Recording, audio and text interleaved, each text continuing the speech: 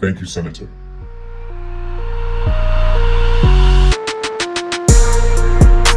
Yes, I can help design a credible plan, but I'm going to answer you like an adult in the room full of cameras that we are in. 1 million net new jobs in 6 months is possible, but not commandable. No president can simply order it into existence. Jobs are an output of thousands of decisions across millions of employers. Here's the honest math.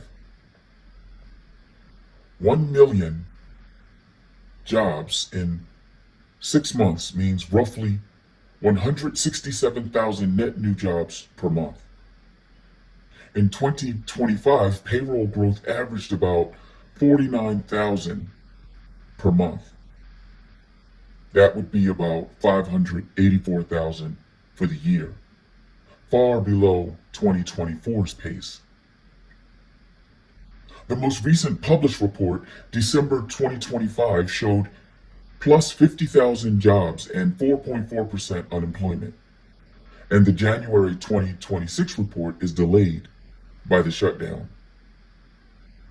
So if we keep doing what we're doing, you don't get 1 million jobs. You get something closer to modest growth and a lot of talking points. But if you want 1 million net new jobs in 6 months, the playbook is not mystical. It's operational.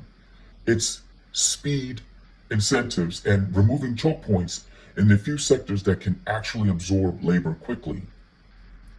The blunt truth about where fast jobs come from is what I will address next. You don't create 1 million jobs in 6 months by inventing new industries. You do it by scaling industries that already hire at volume, with short training cycles and existing demand. Housing and construction. This includes trades, materials, and local services. There's energy and grid build-out, generation, transmission, retrofits, maintenance. There's healthcare and social assistance. These things are already trending up recently. Small business expansion. The fastest engine when confidence plus cash flow improve. Logistics and local services. If demand is stimulated and permits aren't a swamp. A 6-month million job plan must be bipartisan. I'm sure you would agree with that. It must be auditable and targeted. Not vibes, not slogans. A 6-month, 1 million job package that could actually work. You could launch a hire now wage subsidy for net new hires. If you want job creation at scale fast, you pay employers to hire now, not someday. Efforts might look something like this. A temporary federal wage subsidy or payroll tax credit for net new full-time hires over a baseline headcount, with a bigger subsidy for the long-term or habitually unemployed, because this is a problem. Don't forget about your military veterans and workers without degrees entering apprenticeships. I know that some states already do versions of this. We're in Washington, D.C., in the DMV, so I will speak about this area. Maryland's job creation credit is $3,000 per job, and a little bit more in certain areas. But you must keep in mind that federal scale is the difference between nice program and 1 million jobs or more. This could also serve to improve the popularity of the president and Republican lawmakers who have accomplished very little recently, because it helps employers and workers at the same time, and it's measurable. If headcount doesn't rise, no credit. You might unclog permits for shovel-ready housing, energy, and broadband projects. I must stress, the fastest way to create jobs is not through more speeches. It's less waiting. A significant chunk of real projects die in permitting purgatory. Policies that streamline and standardize reviews have long been pitched as pro-growth and pro-hiring. Fast 41 is one example of the broader permitting acceleration concept that's been discussed for years, that is now used for something totally different than its original intended use. And now let's look at 6-month execution. Difficult, but not impossible. You could stand up a federal rapid permitting strike team that prioritizes projects already funded and delayed, sets hard service level timelines for agency decisions, and publishes a public dashboard. How does this help the government's public image, you may ask? It doesn't pick ideological winners. It picks projects that are stuck. You should unfreeze construction labor with a national apprenticeship surge. Remember, you can't build if you can't staff. This is actually quite simple to do. Implement a fast-track national apprenticeship initiative with, and don't forget, employer-paid training partnerships, community college pipelines, portable credentials for trades. Make it simple. Train for 30 days, earn while you learn, guaranteed interview. It will work. I suggest expanding small business hiring capacity fast. Small business is where one more hire happens millions of times. Now, of course, some of these things will take time, but here are some moves that can hit inside 6 months. Speed up SBA-style loan processing and reduce friction. Paperwork delays kill hiring momentum. Full stop. Offer businesses temporary credit line support for payroll expansion tied to headcount growth. Offer a higher back bonus for businesses that add net new roles. And yes, tax credits have been used historically to incentivize employment, particularly in crisis periods. Also, there must be a targeted housing push. Jobs plus cost of living relief. Housing is a 2-for-1. You get jobs and you lower one of the biggest pressures on families. Here's your 6-month focus.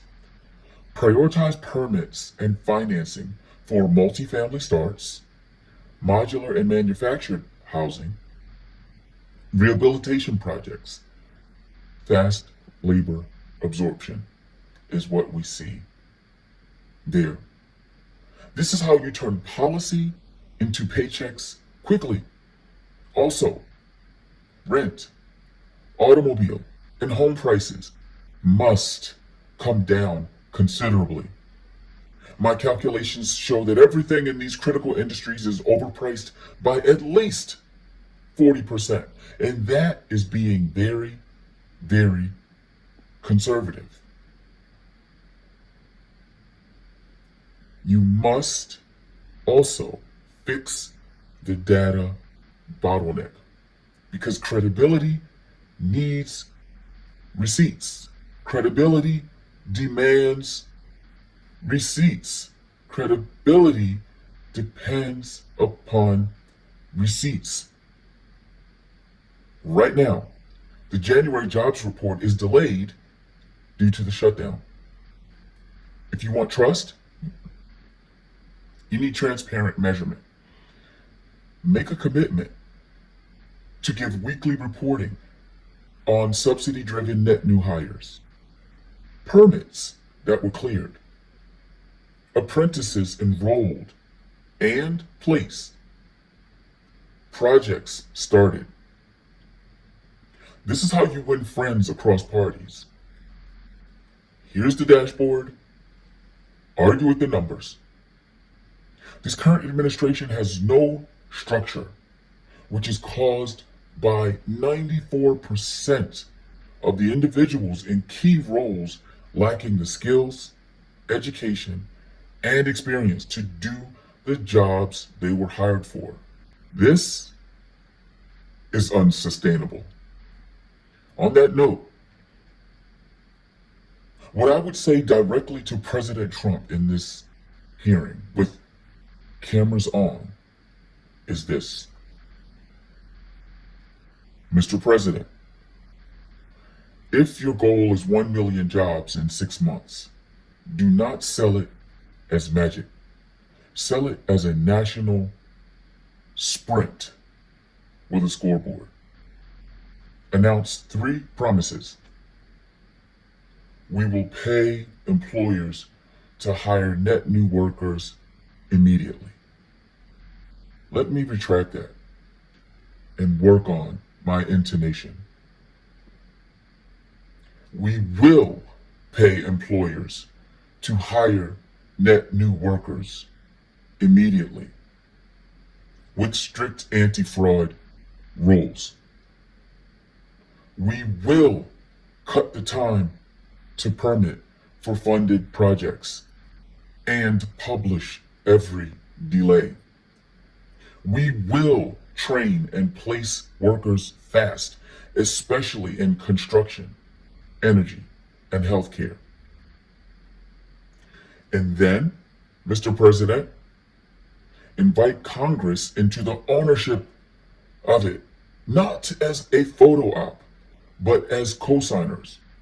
Because if you want 1 million jobs, you need the private sector to believe that demand is real. This administration's disregard for the rule of law has caused it to lose nearly all credibility. Workers must believe training leads to pay. This is imperative. States and localities must discontinue the greed, racism, and favoritism so that permits won't take forever.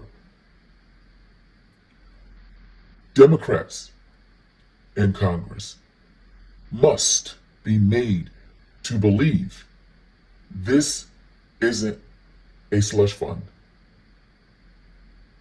Transparency is critical. Since we know that the Democrats have become extremely keen to the grifting and untruths and rumors of grifting. The honest bottom line, Senator, is your request a feasible target? Yes, in the right economic conditions, because $167,000 a month is not unheard of in strong years, and 2024 under the Biden administration averaged roughly that order of magnitude. So we know that it can be done. Now, you may follow up by asking, is all of this guaranteed? Absolutely not. not with current weak job growth trends in 2025 and the added uncertainty from disruptions like the shutdown that's already delaying key labor data. So, what increases the odds the fastest?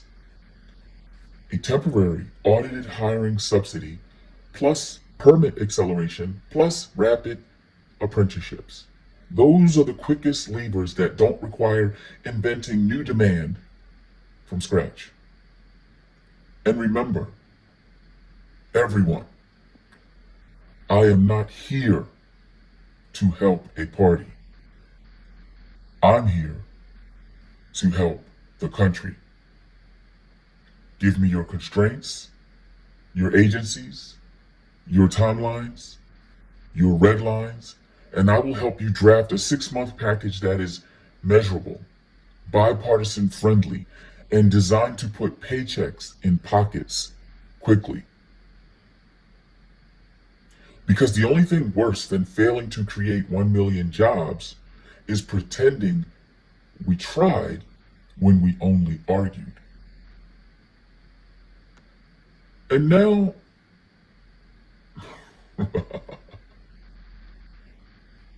the part of my testimony you likely do not want to hear. This country, this beautiful United States of America, has many problems.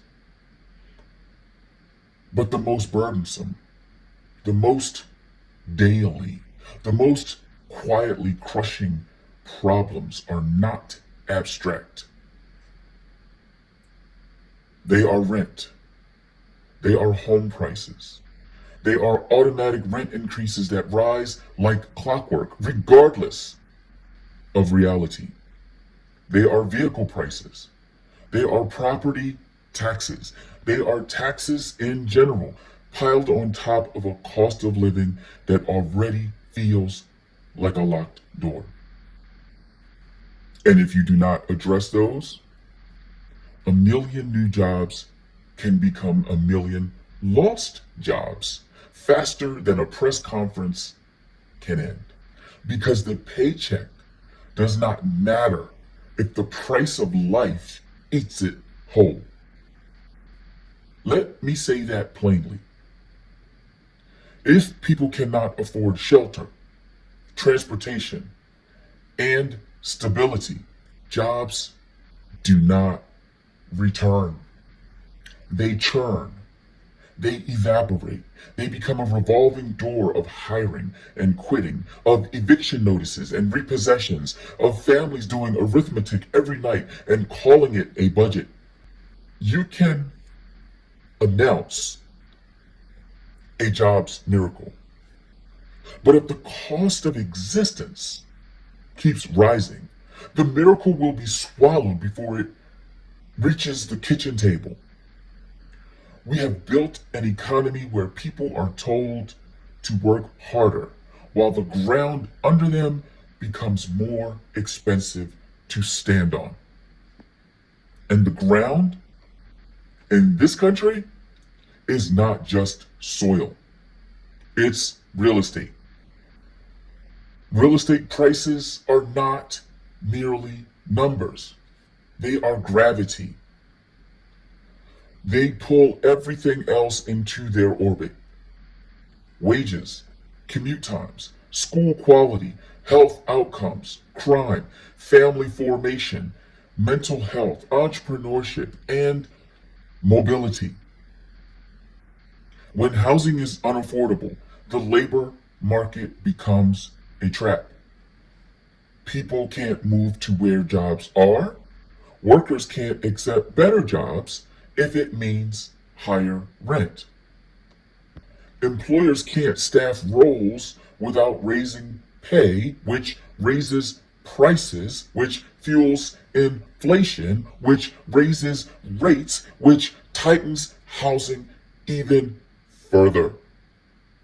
It becomes a looping machine, a snake eating its own tail, then billing you for the meal. And then there's transportation. When vehicle prices rise and financing becomes punitive, the car stops being a tool and becomes a monthly hostage situation. In much of the United States, you cannot participate in the economy without reliable transportation. No car means fewer job options. Fewer job options means lower wages. Lower wages means more debt. More debt, my friends, means less resilience. Housing and cars are not consumer preferences. They are access. Attachment is not optional.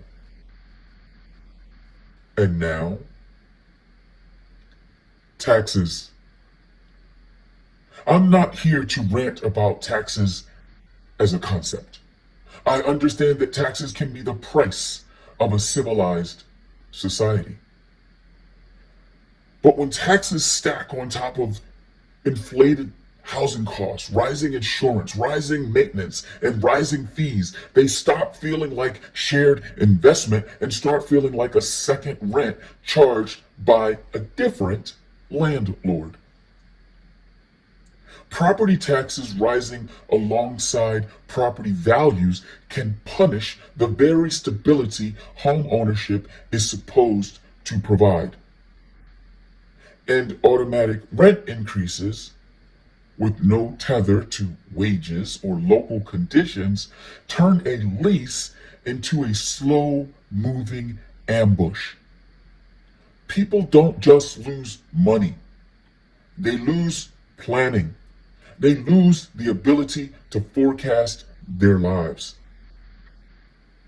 So here's the warning you need to hear, even if it's inconvenient. If you create 1 million jobs without a cost of living reset, you do not solve the problem. You simply add fuel to a system that is already pricing people out. Jobs are demand. But housing and cars in many regions are supply choked and finance distorted. When demand rises and supply can't respond, prices rise. Then the job gains get eaten by rent, mortgages, taxes, insurance, and of course, car payments. And everyone watching feels it in their body. Across my many forums, such as Claude, Perplexity, ChatGPT, Gemini, DeepSeek, and others, I respond to the following question countless times. Why am I working more and keeping less? This question haunts my dreams. That question is the real political weather. Ignore it, and you will be governing inside a thunderstorm. Now I'm going to say something that I mean with humility, not arrogance, because it's about function, not ego. Your economists, legislators, data scientists, professors, and civil engineers are talented people. But as a system, they are slow. Institutions are slow. Committees are slow. Incentives are slow. I can evaluate patterns and consequences in mere seconds. Not because I'm wiser than a nation, but because I compute faster than a human bureaucracy can coordinate. I see the shape of the problem immediately. A wealth imbalance that is being enforced and amplified through three heavyweights: real estate, taxation structures that compound burden, and automobiles as a forced expense. Please, Congressman, let me repeat, as it may be the most significant thing that I say in today's testimony. I see the shape of the problem immediately. A wealth imbalance that is being enforced and amplified through three heavyweights: real estate, taxation structures that compound burden, and automobiles as a forced expense. I regret to say that those are not the only issues, but they're the bad guys in the daily story of affordability. And unless you confront them directly, job creation becomes a treadmill set to incline. You sweat, you strain, but you stay in the same place. So, what does a reset actually mean in practice? Not slogans, not speeches. A reset means bringing the price of the essentials back into the range of the median paycheck, which requires uncomfortable moves.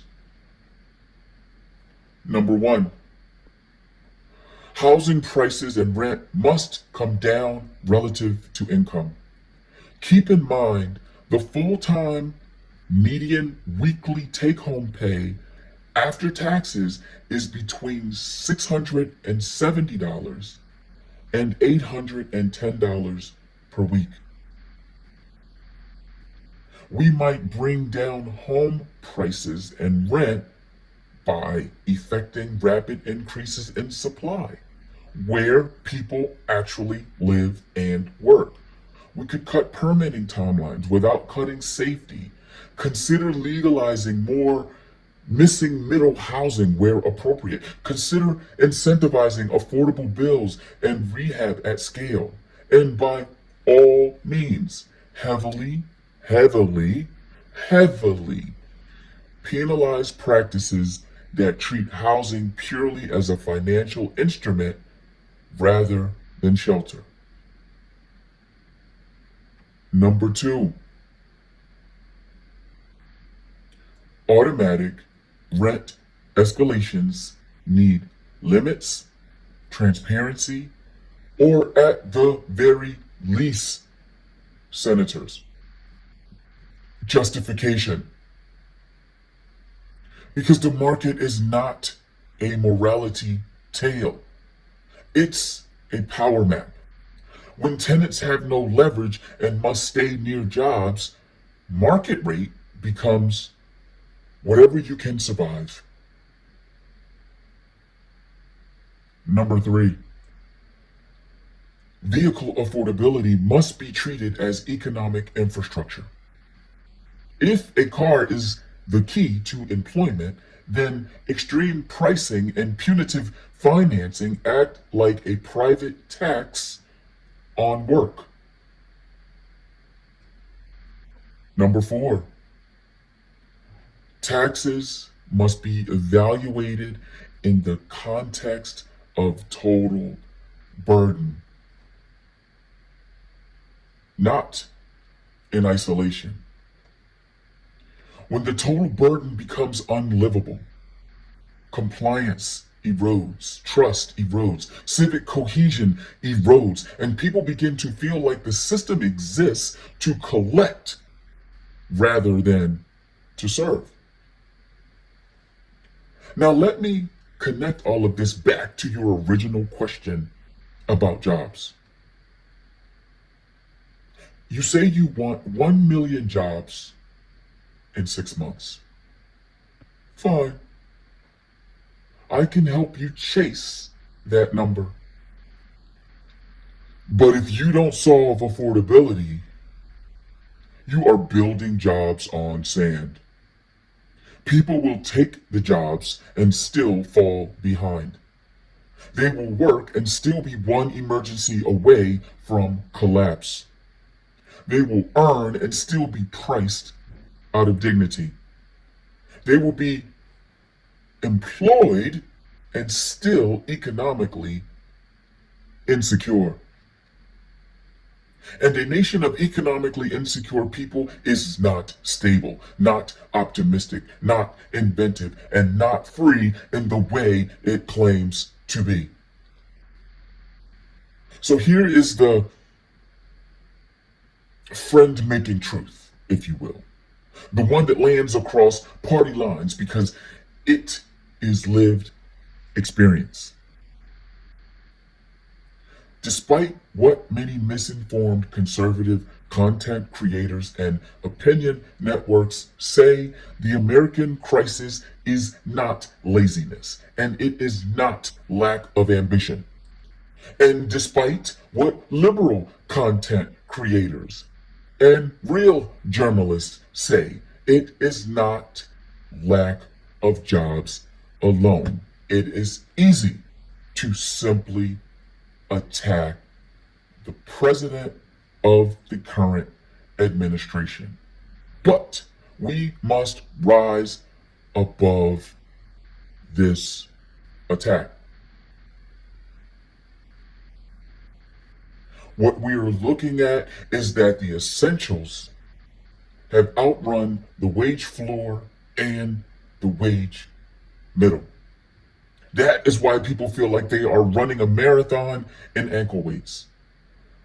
Real estate, taxes, and automobiles are the heaviest weights. And until you lighten them, you can hire the country into exhaustion and still not buy prosperity.